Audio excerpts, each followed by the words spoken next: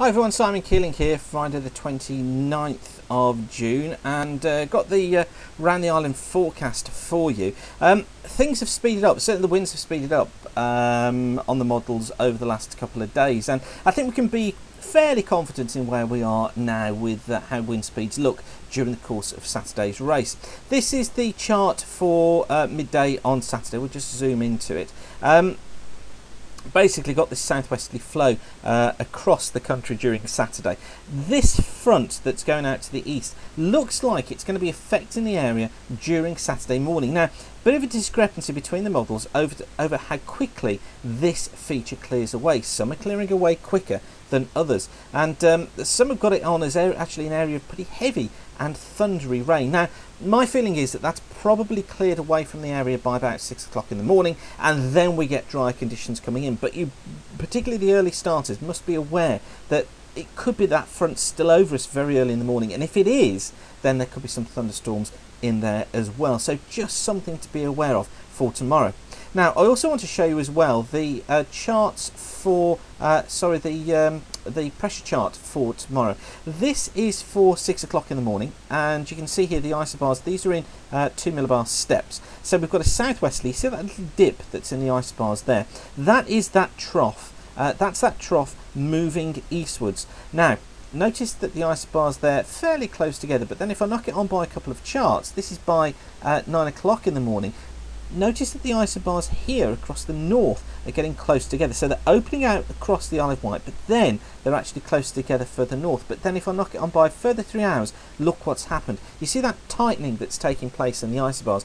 That's indicating that those winds, despite falling light for a time in the morning as that trough goes through, or lighter in the morning as the trough goes through, they're going to be picking up once again. So I think we are going to be seeing this increase in wind speed. So let's take a look at the winds, and if you click on the Round the Island race at the top of the screen, and then come down to 48-hour high resolution wind charts and click on those. These are the high resolution winds from the Herland model, and these have proved pretty accurate over the last few days. So if we just go through to tomorrow morning, there we go. Look, this is the chart value for 6 o'clock on Saturday morning, and you see this southwesterly flow through the area. So I think what we're going to do is go initially for a southwesterly at top end of a 4, low end of a 5 in the Solent area for the starters.